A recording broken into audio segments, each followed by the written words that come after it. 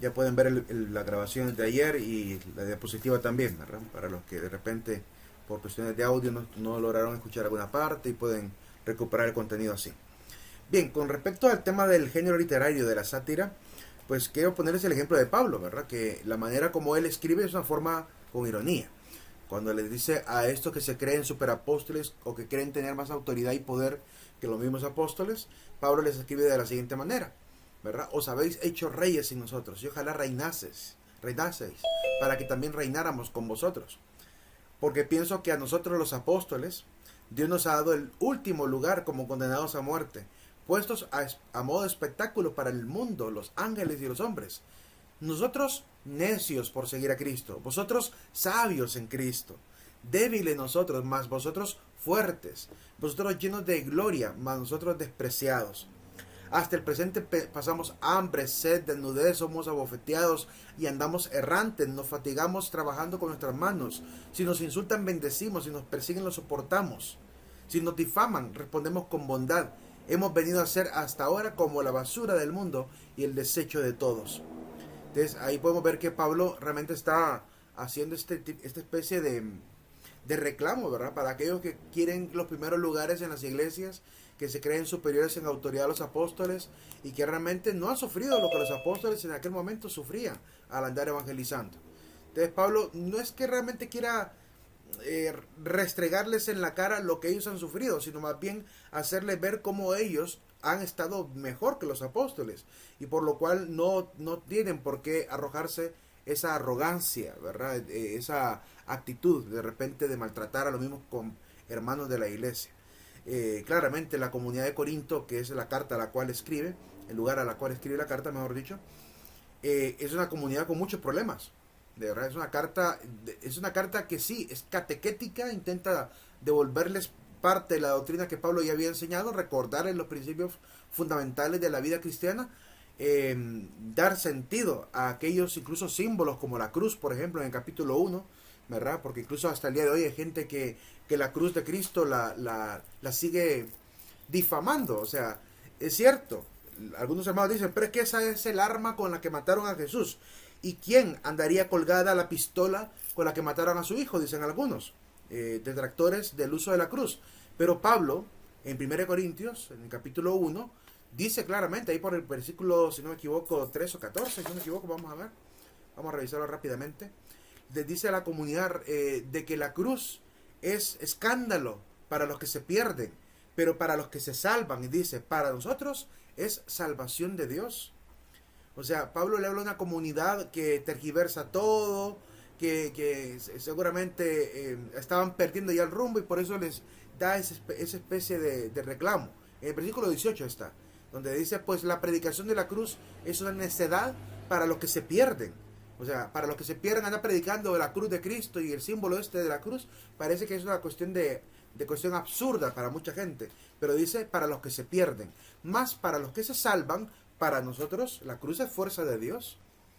Nos recuerda esa fortaleza que hay que tener en la vida cristiana, que a pesar del máximo sacrificio que podamos hacer, que jamás se va a comparar al sacrificio de Cristo, ¿verdad? Es decir, es un sacrificio siempre será menor en comparación al sacrificio que Cristo tuvo que hacer. Y nos recuerda que realmente la cruz que nos toca que llevar no está a la altura del maestro. Por lo cual aprendemos a tener fortaleza. Si el maestro la tuvo en la cruz, pues nosotros también tendríamos que tener fortaleza en nuestra vida. Entonces, Pablo habla en esa misma carta a los Corintios de los que se creen sabios, de los que se creen doctos, de los que ya se creen pues sabios en la fe cristiana y creen saber de doctrina profunda, ¿verdad? Pero andan a veces más perdidos. Y de esa manera es como Pablo normalmente escribe, ¿verdad? Por lo menos no en todas las cartas, porque algunas cartas son más de agradecimiento, otras son de recordatorio, otras son para dar algunas enseñanzas doctrinales, pastorales. Así que no todas las cartas van a incluir este género literario. Y sobre si Jesús utilizó la sátira, pues hay que ver cuando habló de Herodes, ¿verdad? Que le llamó zorro.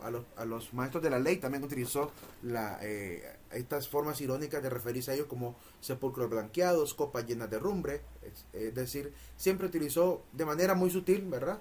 Este tipo de metáforas que son formas de ironía y sátira para poder evidentemente dejar claro, ¿verdad?, quiénes eran. Ahora bien, ayer mencionábamos el género numérico. Les había mencionado incluso un número que aparece en la Biblia, pero no lo expliqué, que es el número del 666, que solamente dije que podría significar el perfectamente imperfecto, porque es 3 veces 6. Sin embargo, a la luz de la historia, no de la palabra de Dios de manera directa, sino a la luz de la historia, a la luz de la misma numerología del pueblo de Israel, podemos también darnos cuenta, y esa es la conclusión que han hecho los eruditos, sobre quién es este personaje que San Juan en el capítulo 13 de Sabiduría dice que es el 666, es decir, que es la bestia. Quiero clarificar este pequeño detalle porque por ahí ha surgido un ataque también a la Iglesia Católica, ¿verdad? Y quiero presentar cuál es ese ataque. Han dicho de que el Papa es la bestia y se debe a esta señora, entiendo que es una de las cofundadoras de la Iglesia Adventista, doña Ellen Good White, ¿verdad? Que se dedicó a escribir, ¿verdad? La creían profetisa y llegó a hacer un juego de numerología, no con el alfabeto hebreo, no, perdón, con el alefato, no con el alefato hebreo, sino con los números romanos.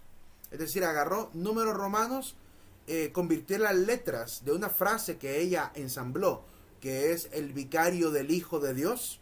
Los católicos, cuando nos referimos al Papa, nos referimos a él como el vicario de Cristo, en latín vicarius Christi. Ese es el término popular cuando hablamos de que él es el vicario. Decimos vicarius Christi. Él no es el vicario en el sentido de que no es el vicario del Hijo de Dios, en el sentido de que reemplaza la divinidad de él en la tierra. De ninguna manera. Sería una herejía decir tal cosa. Pero sí creemos que ocupa el lugar del representante de Pedro, que a su vez Pedro representaba al maestro, en el sentido de mantener la unidad de la comunidad. Jesús le pide a Pedro que mantenga fortalecidos a sus hermanos, que confirme a los hermanos en la fe. Le dice: apacienta mis ovejas, apacienta mi rebaño. O sea, Cristo le delega a Pedro una función especial.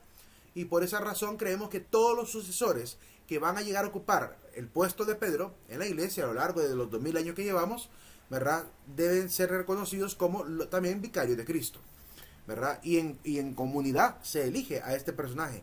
Nadie se ha arrojado el título de querer ser papa, sino que son elegidos en comunidad, ¿verdad?, conforme a la misma autoridad de la iglesia.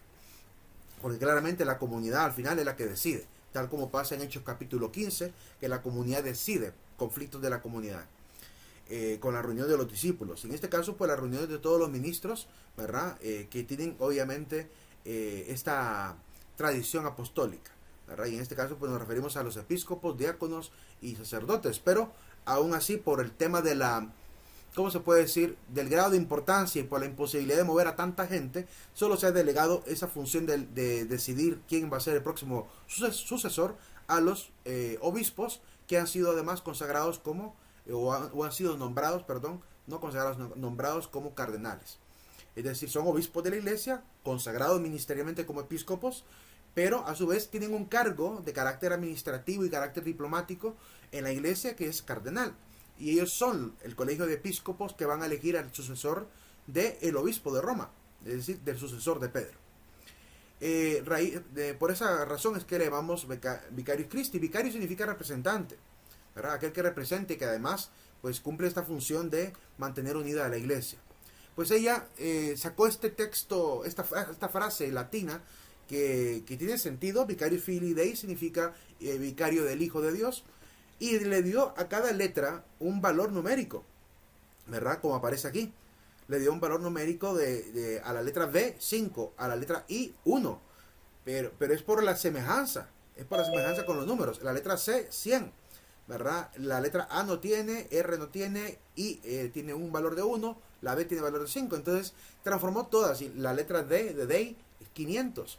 Entonces, al hacer la sumatoria de esto, pues ella obtuvo un 666. Por tanto, de ahí en adelante, mucha gente se dedicó a atacar a la Iglesia Católica diciendo que el Papa era la bestia. Sin embargo, quiero hacerles ver que algunos católicos, pues no es que sean vengativos, pero no se quedan tranquilos ante los ataques. Pues se puede decir convenientemente también, ¿verdad?, hicieron el mismo juego de letras y números romanos para poder devolverle el favor a doña Ellen Gould White. Y adivinen con qué nombre ellos hicieron el mismo juego de palabras. Lo primero que ya voy a decir el nombre de quién. Pero primero aquí les muestro cuál es el verdadero significado del 666. Para la lengua hebrea, en el alefato, cada letra tiene un valor numérico, decía el día de ayer. Pues en el caso de el nombre que el apóstol quiere enmascarar bajo ese 666, es la sumatoria de los valores de estas letras. De la letra Nun, de la letra Resh, Bau y Nun, de la palabra Nerón en hebreo, y la letra Kof, Samek y Resh, que son el nombre de César. Entonces, Nerón César, que en griego se diría Kaiser Nerón, ¿verdad? Este es el título o el nombre del personaje que está oculto en el 666. ¿Por qué le llamaría a Nerón la bestia y el cuernito, el cuerno mayor y todo esto, que son símbolos para referirse al emperador romano de ese momento? Porque Nerón se convirtió en el primer perseguidor de los cristianos. Y a Juan le toca que vivir esa época de persecución. Él vivió hasta el año 100 y Nerón es del año 60, ¿verdad? 60, 65 aproximadamente, 64 creo yo. Por lo cual le tocó que vivir más de casi 50 años de persecución. Y por este motivo es que se quiere referir a este emperador, ¿verdad? Como esta bestia, como este hijo del diablo y todas estas cuestiones que se pueden haber ocurrido. Y lo enmascara, ¿verdad? Con este juego numérico de la lengua hebrea. Así que este jueguito que hizo doña Ellen G. White, usando números romanos, no tiene sentido. Primero porque el latín no es una lengua bíblica. Es decir, no es una lengua original de la palabra de Dios. Por lo cual Juan no utilizó el latín para hacer este juego de numerología, sino que utilizó el alefato hebreo y sus valores numéricos, que cualquiera de ustedes puede buscar valores numéricos del alefato hebreo. Búsquenlo en internet y podrán encontrar estos valores en cualquier fuente judía. Entonces se dará cuenta que esta intención de ella de tirarle este ataque a la iglesia pues no tiene sentido. Pero como les digo, la historia pues juega sus anécdotas muy divertidas y sucedió lo siguiente. Pues agarraron un nombre para hacer exactamente lo mismo que ella hizo. Y adivinen el nombre que utilizaron. Utilizaron el nombre de ella. Es decir, agarraron el nombre de Ellen G. White, le dieron los mismos valores numéricos que en la lengua romana, es decir, la L50, la E y la N no tienen, la G0, la O0, la U vale 5 porque es la V, ¿verdad? Es la forma de la U, la L es 50, la D es 500, la B es 5, B es 5, H0, I es 1, T es 0 y E es 0. Sumado da 666. Es decir, tendríamos entonces que decir que solo porque coincide con el nombre de ella también es la bestia. Es que ese es el problema. No podemos sacar de contexto los géneros literarios de la Biblia. No podemos jugar con esa numerología que hay en la Biblia fuera de la lógica de la cultura de Israel. O sea, yo me puedo agarrar cualquier nombre e inventarme que cualquiera puede ser la bestia, como en este caso. Puedo agarrar el nombre de un tal Alan Luther Witton y ponerle los mismos valores en números romanos y me va a dar 666 siempre. Pero eso no significa que sea una deducción exegética, bíblica, teológica válida, sino que realmente es un invento, un juego de palabras y un juego de niños, de verdad. Pero sí podemos llegar obviamente al sentido, revisando la historia, quién podría haber sido el principal personaje que podría ser la bestia en la época de Juan, ver la lengua hebrea, cómo ellos utilizan la numerología, y a partir de ahí sí podemos llegar a hacer una deducción mucho más certera, mucho más bíblica y mucho más crónica y no anacrónica como intentan hacer lo que actualmente detractan contra la iglesia. Prosiguiendo. ¿Alguna pregunta hasta ahora?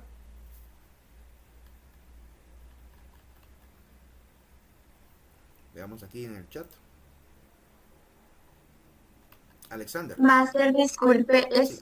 está presentando algo. Ay, disculpe, permítame. Permítame. Sí, Según Master, yo. soy yo, Alexander, que no me servía el micrófono, por eso no le pude decir presente. Ok, Alexander. Disculpen que sí les presenté todo esto. Desgraciadamente yo pensé que estaba presentándolo, pero bueno, en el video lo van a ver bien. En el video sí se va a ver bien. Pero era esto, miren, era esto de la equivalencia de las letras que les expliqué. Sí, dime. Yo entré unos minutos tarde, pero aquí he estado toda la clase. Ok, les digo algo, jóvenes. Durante este periodo que tenemos que estar puntuales en la clase virtual, si ya pasé lista, no voy a volver a pasar lista. Tienen que estar presentes en el momento en que se pasa lista. Y siempre hacemos la oración inicial. Después de hacer la oración, que nos tardamos como 2 minutos en hacerla, paso lista y me tardo casi 3 minutos para pasar lista. Es decir, ya ha pasado 5 minutos de clase cuando he terminado a veces de pasar lista.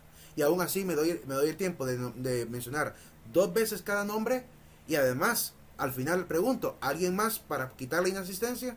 Y si no me dicen en ese momento, yo ya no voy a quitar inasistencias, porque tienen que estar puntuales en la clase. Prosiguiendo, le presentaba este tema de cómo también hicieron el juego de numerología con el nombre de ella. Ahí lo podrán ver en la diapositiva. El nombre que me inventé yo para poder hacer coincidirlo también, porque cualquiera puede hacer esto, ¿verdad? Y nada más. Bien, prosiguiendo. Veamos el tema del hombre capaz de Dios. ¿No hay ninguna pregunta sobre la clase? ¿Sobre el contenido que hemos visto hasta ahorita? Bueno, no hemos visto mucho en realidad. Ok. Yo sí tengo una consulta. Dime. Dijo que investigáramos, bueno, si queríamos, valores numéricos del alfabeto. Alefato hebreo. Ok, gracias. Ok, si es que vamos a ver, quiero mostrarles rápidamente, ya que tenemos aquí el internet a la mano. Permítame, que creo que no sé si hay alguna consulta. Sí, yo bien emocionado hablando y los demás en la luna. Pero bueno, por lo menos espero que hayan puesto atención. Miren, aquí está, miren. Aquí pueden ver cantidad de fuentes, ¿verdad? Con el alefat, es decir, con cada una de las letras de la numeración hebrea, ¿verdad? Voy a agarrar, sí, esta está bien. Y pueden ver en esta pestaña como cada letra, alef, bet, gimel, dalet, et, Bau, Zayin, la Het, la Tet, la Yod, la Kof, Lamen, Mem, Nen, Nun, la Samek, la Ayin, la Fei o Pe, la Sade, Kof, Resh, Shin, Tao. ¿Verdad? Esas son las letras, y las que están al final de 500 en adelante son las mismas letras que están al inicio, pero son las letras finales, ¿verdad? Son las últimas, es por ejemplo la Resh final, la Nun final, la Mem final, la letra M final, y cada letra tiene su valor numérico, ¿verdad? En el hebreo. Además, también quiero decirles que incluso cada letra tiene una palabra o símbolo, es decir, aquí no aparece, pero cada letra tiene también su propio símbolo. Digamos, la letra Bet significa casa. Aquí están, ¿ven? Estos son los símbolos.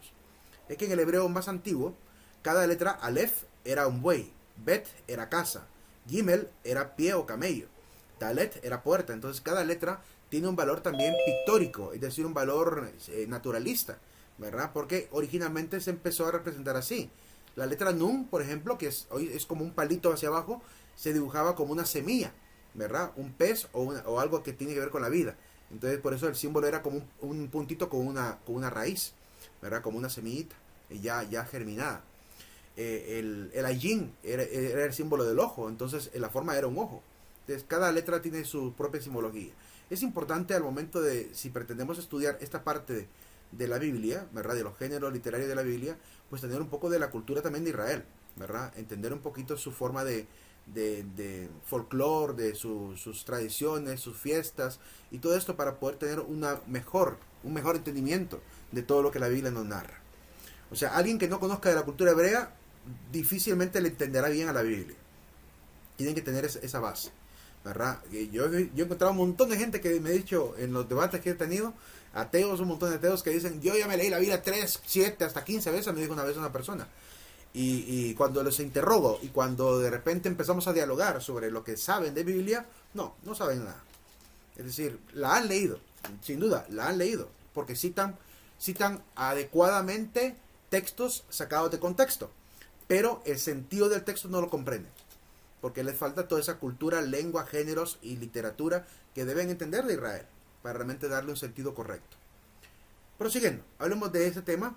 Vamos a hablar de este capítulo, esta gran unidad del catecismo, que es la unidad de creemos.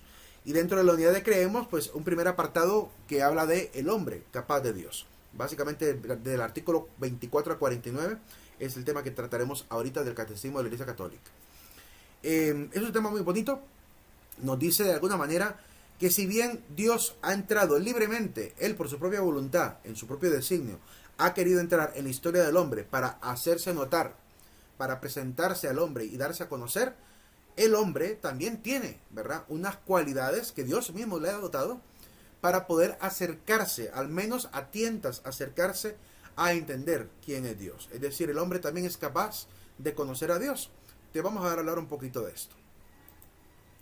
El deseo de Dios está inscrito en el corazón del hombre, dice el Catecismo en el numeral 27. Y es que Dios ha creado al hombre para él. O sea, Dios ha creado al hombre para que el hombre le conozca, para que el hombre pueda tener ese encuentro personal con Dios, ¿verdad? Para que pueda incluso amarle, para que pueda reconocerle y mantener esta comunicación. Así que estamos hechos para Dios, y por lo cual el hombre de alguna manera no cesa de intentar entender y comprender a Dios. Incluso se puede notar en los ateos.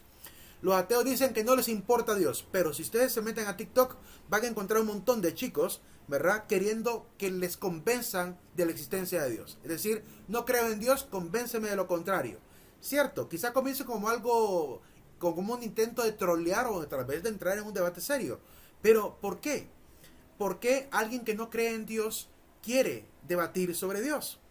Es como si yo dijera, yo no creo en los unicornios, pero me hago un grupo de Facebook o de WhatsApp o de TikTok para debatir por qué los unicornios no existen. Le estoy dando demasiada importancia a algo que yo creo que no existe o no. Entonces, por eso yo cuando veo a los ateos, me acuerdo de aquella frase de algunos maestros que tenía, que afirmaban que no existen los verdaderos ateos. Porque de alguna manera todos los seres humanos están intentando a tientas buscar, entender, comprender o ver si alguien les comprueba la existencia de Dios. Y eso implica que ya hay un interés sobre ese tema.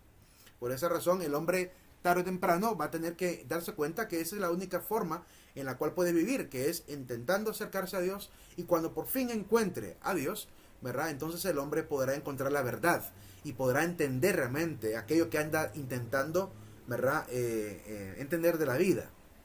Podrá comprender quién es, hacia dónde va, de dónde viene, ¿verdad?, por qué está aquí. Y todos esos propósitos, causas y consecuencias y efectos y finalidad de su vida la podrá entender solamente en Dios. Por eso San Agustín, cuando hablaba de Dios, decía que Dios es la verdad. De alguna manera, aunque la Biblia define a Dios como amor, San Agustín le agrega otra cualidad: es la verdad. Cristo mismo se definió así: yo soy el camino, la verdad y la vida. Es que cuando el hombre entra en este camino de encuentro con Dios, va a encontrar sí o sí la verdad, y cuando encuentre la verdad sentirá que por fin ya ha logrado, ¿verdad?, empezar este camino de vida, donde por fin empieza a vivir, donde por fin también tendrá este regalo que Dios quiere dar a la humanidad, que es la vida eterna, porque para eso nos ha creado. 1 Timoteo 2:4. Revisemos ese texto rápidamente. Permítanme un segundito. 1 Timoteo 2:4. Dice: Dios quiere que todos los hombres se salven y lleguen al conocimiento de la verdad. Es decir, porque solo hay un Dios, dice en el versículo 5, y también un solo mediador entre los hombres, que es Cristo Jesús, ¿verdad?, que es Cristo Jesús hombre también. Creemos que claramente Dios ha revelado esto a lo largo de la historia. Dios quiere que el hombre conozca la verdad, que le conozca a Él, ¿verdad?, y que claramente pueda adquirir a través de Cristo, ¿verdad?, esta oportunidad de restaurar su vida. Y digo restaurar su vida porque claramente hemos perdido una condición natural que Dios quería que tuviésemos. Cuando Dios creó al hombre, según lo que nos ha revelado la misma palabra, Dios creó al hombre para que pudiera vivir para siempre. Es decir, Dios creó al hombre inmortal, con un alma inmortal. Pero por culpa del pecado, Dios decidió en un momento de la historia quitar su espíritu del hombre y hacer que sus años bajaran drásticamente. De vivir el hombre hasta 900 años, pasó a vivir prácticamente 120 años en promedio, según lo que cuenta Génesis capítulo 6, que ahí está la famosa decisión de Dios de quitar del hombre su espíritu para que ya no viva tanto tiempo, porque entre más tiempo vivían, más pecaban. Entonces, por esa razón Dios decide tomar esa decisión inicial.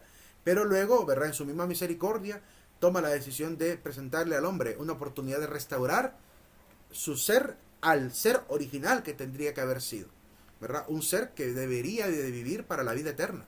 Y eso es lo que Dios nos intenta comunicar en toda su palabra.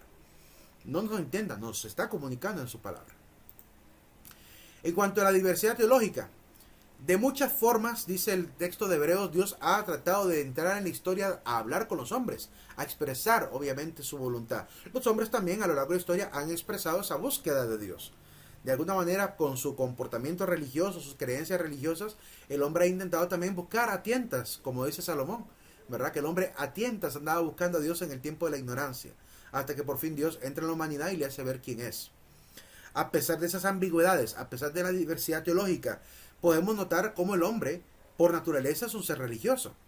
De alguna manera venimos predispuestos para ello, para poder tener este gusto y este intento de vivir la espiritualidad. Incluso hay gente que de repente no va a ninguna institución religiosa, pero intenta practicar yoga, intenta hacer un montón de meditación, intenta hacer un montón de cosas, porque no puede prescindir en su vida de esa parte contemplativa y espiritual. Es decir, siente ese llamado, aun cuando no quiera pertenecer a ninguna religión, siente el llamado de tener esos eventos, esos momentos también de espiritualidad, ¿verdad? Claramente no van a poder satisfacer nunca esa necesidad porque están lejos de la presencia de Dios. Pero en cuanto se acerquen a la presencia de Dios, podrán notar cómo esta presencia realmente sacia el ansia humana. Por eso es que decía San Agustín, ¿verdad? Nuestra alma está inquieta hasta que descanse en ti, ¿verdad? Porque claramente solamente en Dios encontrará el hombre descanso. Como dice Jesucristo, ¿verdad? Venid a mí y os haré descansar, porque mi yugo es ligero y mi carga es ligera. Mi yugo ¿cómo es? Mi yugo es, en la frase que utilizó exactamente, algo así como que mi yugo no es tan duro, pues, y mi carga es ligera. Entonces, básicamente nos está diciendo que solo en Él encontramos esa paz que andamos anhelando. Mientras tanto, el hombre no encuentra a Dios, andará en guerra, ¿verdad? Y se nota cuando vemos estos debates que arman entre creyentes y no creyentes. Lo que se requiere para encontrar con Dios, en el numeral 30 dice que este encuentro requiere ciertas actitudes de parte del hombre. Primero, la lógica. Y cualquiera diría, la fe. No, inicialmente la fe es algo que tenemos que pedir a Dios. De hecho, por eso se le llama que es un don teologal, es una virtud teologal, porque hay que pedir a Dios que aumente nuestra fe. Es decir, ya tendríamos que creer en Dios para luego empezar a incrementar en nosotros la fe. No es que inicialmente debemos tener, en principio, cuando no creemos en Dios, fe directa para empezar a creer. No, la fe viene después de empezar esta relación con Dios. O sea, la primera actitud del hombre realmente es una actitud de humildad, donde tiene que acercarse a Dios, ¿verdad? Y después de esa actitud de humildad empezar a vivir su espiritualidad y llegar a un momento en que su fe irá incrementando, ¿verdad? Inicialmente entonces no es la fe, sino más bien la convicción, la lógica del hombre, que se da cuenta que no puede ser autosuficiente en su existencia, dado que la existencia no solamente se limitará a este mundo. Entonces la lógica es importante, y de hecho por eso quiero recordarles los videos que les hacía ver en filosofía de los argumentos de la existencia de Dios. Ya voy a hacer un breve recordatorio de esto más adelante cuando mencione estos argumentos. Por otro lado, la rectitud de su voluntad. Me decía una amiga psicóloga, ¿cómo hago para que un amigo, yo creo que lo decía más por ella, porque creo que más bien era ella la que andaba con un ateísmo palpitante, pero quiso decir que era un amigo, ¿verdad? Y yo digo que es ella porque ella era muy, muy católica, muy entregada a grupos juveniles, y de pronto de la noche a la mañana se graduó de psicóloga y abajo todo, ¿verdad? No se le volvió a ver en grupos de iglesia, no volvió a participar de manera pastoral como se le miraba comúnmente, es decir, cambió completamente, ¿verdad? Y entonces yo creo que más bien hablaba por ella, poniendo el ejemplo del amigo. Y me decía, ¿cómo puede realmente alguien que no cree ya en Dios recuperar la fe en Dios? Y le digo yo, bueno, en principio tiene que revisar todos los argumentos lógicos sobre su existencia. Tiene que revisar todos esos argumentos racionales que se encuentran en el libro de Teodicea para poder intentar entender por qué es plausible, probable, ¿verdad? Incluso lógicamente demostrable la existencia de Dios. Después de ello, lo único que requiere es que intente retornar a una especie de vida de comunidad, asistiendo a la iglesia, escuchando la palabra, es decir, con rectitud de voluntad, no para poner a prueba si existe o no existe, sino con rectitud de voluntad de empezar a querer conocer un poco más, o recuperar aquel conocimiento que quizá ha perdido. Y la tercera, le dije, no hay otra mejor manera de acercarse a Dios que doblando rodillas. Es decir, sola la persona que al final de su vida reconoce realmente la grandeza de Dios y su pequeñez ante esa omnipotencia, ¿verdad? Quizá podrá entrar ya en esa relación con Dios. De lo contrario, mientras siga en actitud arrogante, petulante, autosuficiente, creyendo que solamente Él basta, ¿verdad? Nunca va a poder acercarse a Dios. Porque el primer gran pecado, tanto de los ángeles como el de los hombres, fue la soberbia. Y la soberbia es lo primero que te aleja de Dios. Ese fue el pecado de Satanás, la soberbia. Por lo cual, siendo el pecado original de los ángeles, ¿verdad? Y que también generó la desobediencia del hombre. Recuerden lo que la serpiente en el texto bíblico que nos revela cómo fue esta interacción del hombre con el pecado. Dice la serpiente: Dios no ha querido que coman de ese árbol porque sabe que se convertirán como en dioses.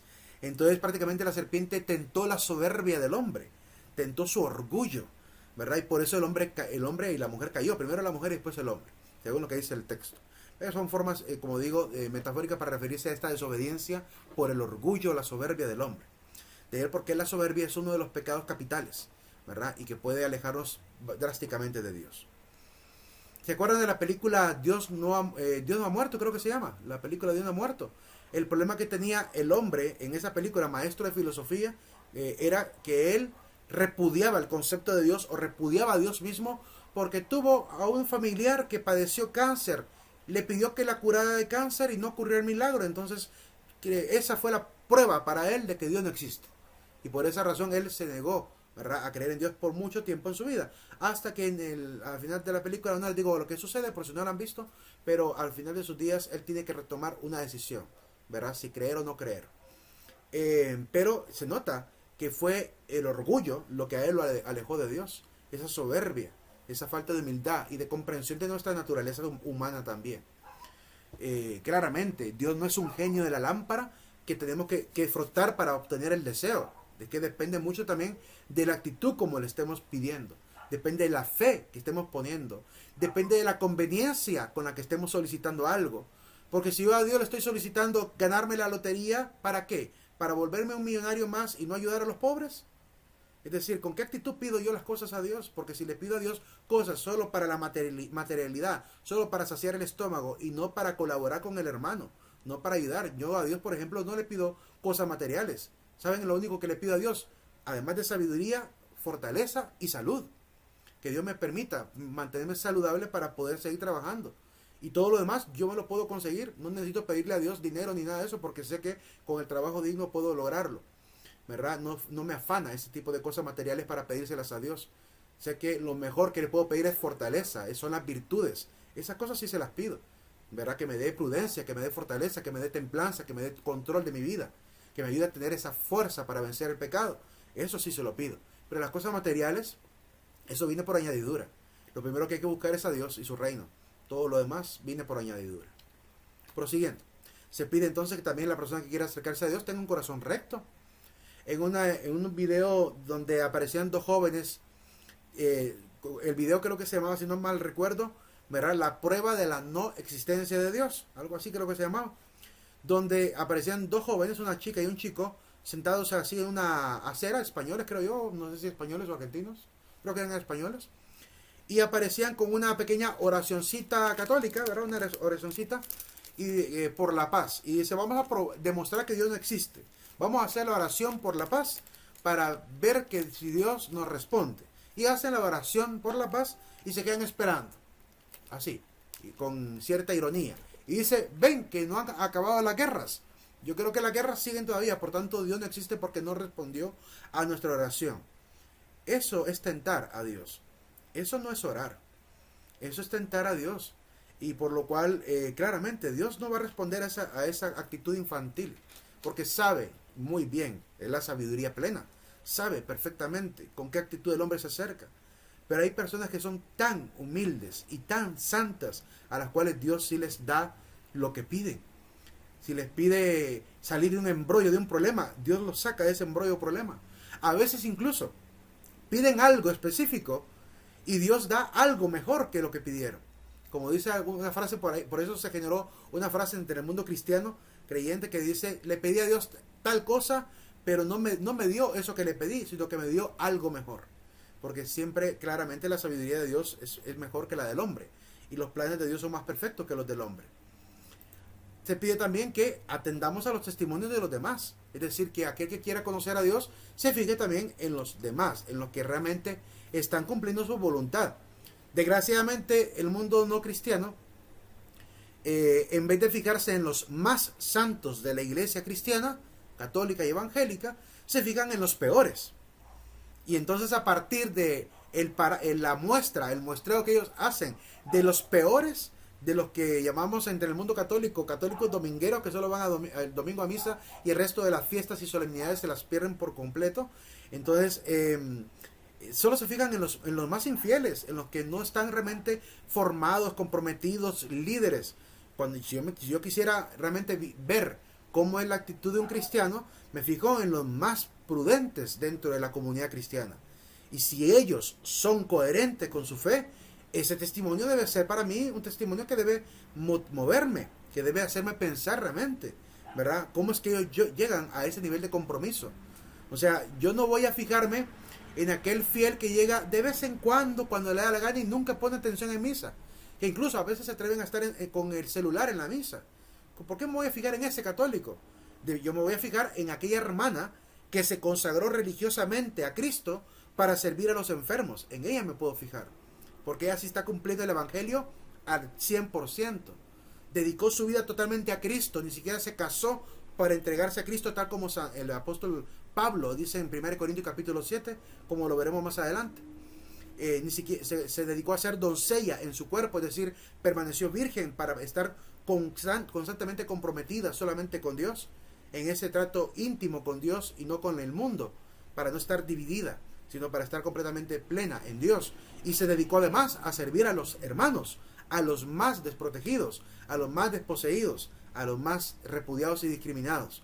Cuando yo veo a esos cristianos trabajando así, esos son los testimonios que a mí me mueven, que me recuerdan y me interpolan, pero me contrastan quién estoy siendo yo como cristiano. Y verdad que ellos son los que para mí son ese balde de agua fría para despertar mi pasividad cristiana, para despertar mi falta de caridad también, para despertar mi falta de compromiso también. Esos testimonios son los que para mí sí arrasan, ¿verdad? No cualquier católico que se diga católico en una comunidad de Facebook. Entonces hay que tener cuidado de no juzgar a la doctrina cristiana por el mal testimonio de aquellos que no están fieles, ¿verdad? Es como que yo agarrara y dijera, voy a agarrar al peor y más corrupto abogado y en función de ese abogado voy a generalizar y decir que todos los abogados son así. No puedo hacer eso. Si yo quiero ver cómo es un abogado profesional, me fijo en aquel que tiene testimonio intachable, profesionalismo, que la gente habla muy bien de su servicio.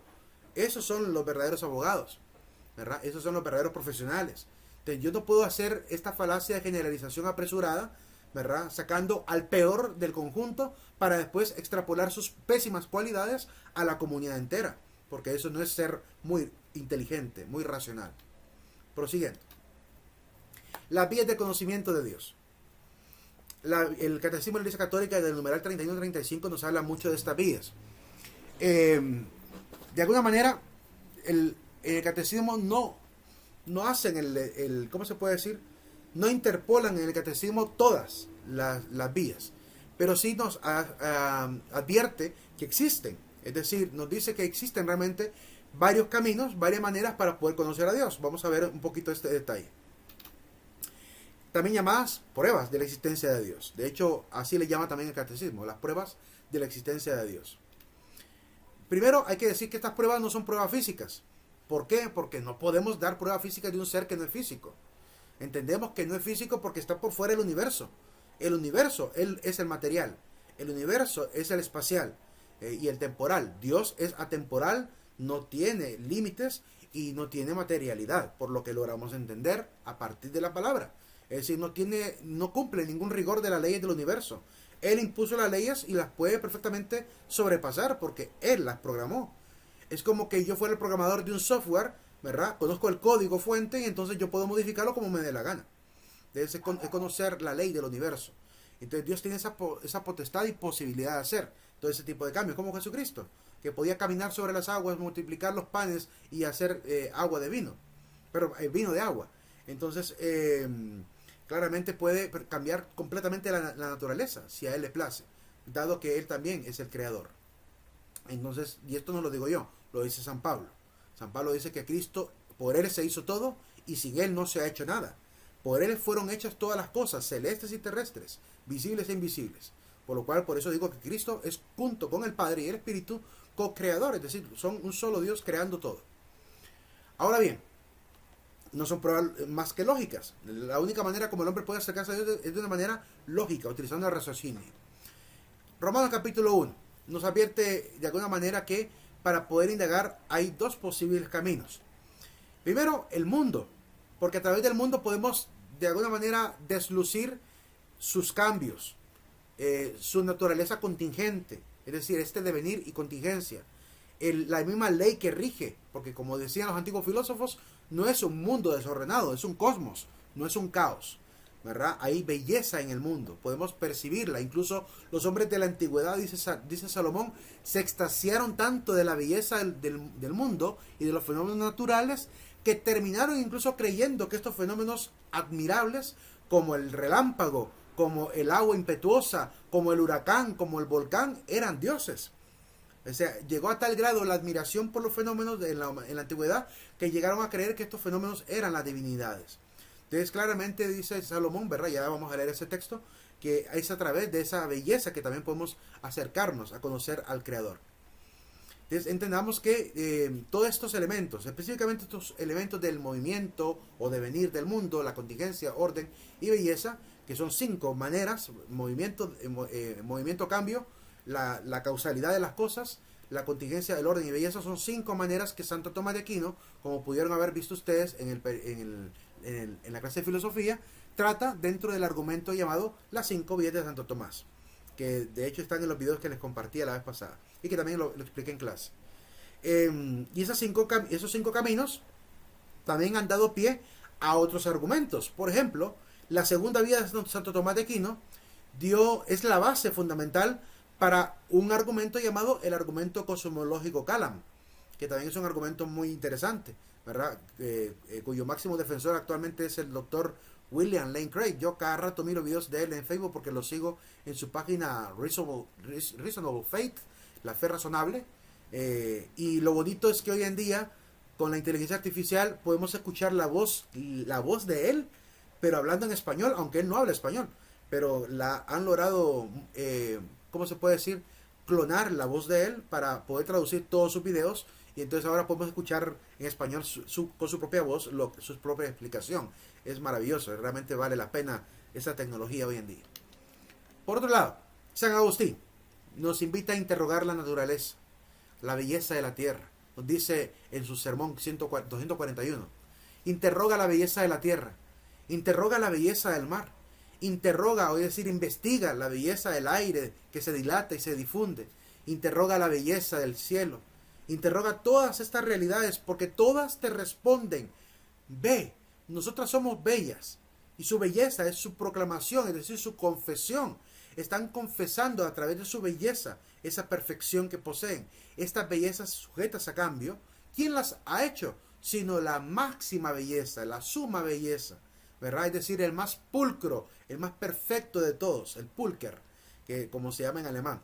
Es decir, el más puro, el más perfecto, el bello de todos, que en este caso es Dios, ¿verdad? Que además no está sujeto a cambio como lo está la naturaleza.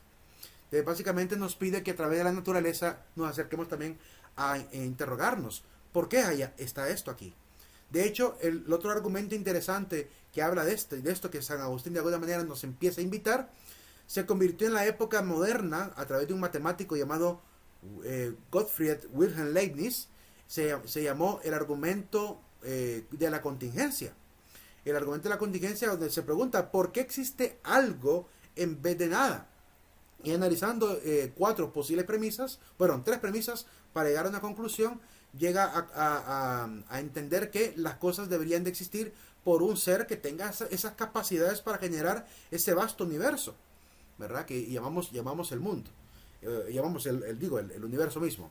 Por lo cual, a través del argumento de la contingencia, se puede acercar la persona a entender que debería de existir un creador, debería existir un ente inteligente, poderoso, capaz de crearlo todo. Por otro lado, hay dos ámbitos para indagar. El hombre mismo también es un principio. También hay que interrogarnos a nosotros mismos. ¿Quiénes somos? ¿Por qué estamos aquí? ¿Por qué somos la única especie capaz de poder hacer estas preguntas?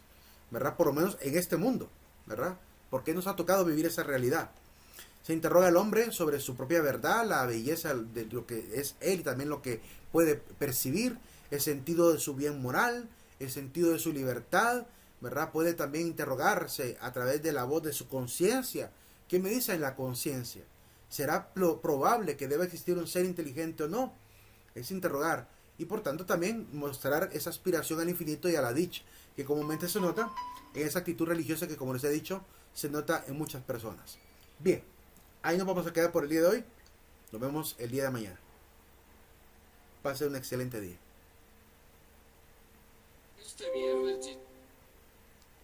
Gracias, Buen igual. día, Excelente Monster. día. Por si consideraba que iba atrasado, yo creo que con esto ya no. Hoy sí le voló. Hoy sí. Y de hecho vamos atrasados. Bueno, Lick, como es que vamos atrasados, sí, yo creo que nos dio lo de toda una semana. No. No, ya van a ver que no. Falta mucho por ver. Lick, Ujú. una pregunta. Sí. Sí me va a poner la asistencia hoy, Lick. Usted sabe que yo nunca le fallo. Nunca le falto. A partir de mañana voy a poner en vigencia la regla. Bueno, porque usted sabe que ni el tri pasado le falté una clase. Ponga. Tiró de cipote. Ey, de que usted lo sacaron de misa por andar comiendo baleadas. Ok, vamos a ver. Polanco. Y el otro era Alejandro, ¿verdad? Alexander. Y yo también entré y ya me había pasado lista. Vamos a ver, Tatiana. Y- Listo. Gracias. Bueno, Lick. Bueno, vamos. Bueno, Lick.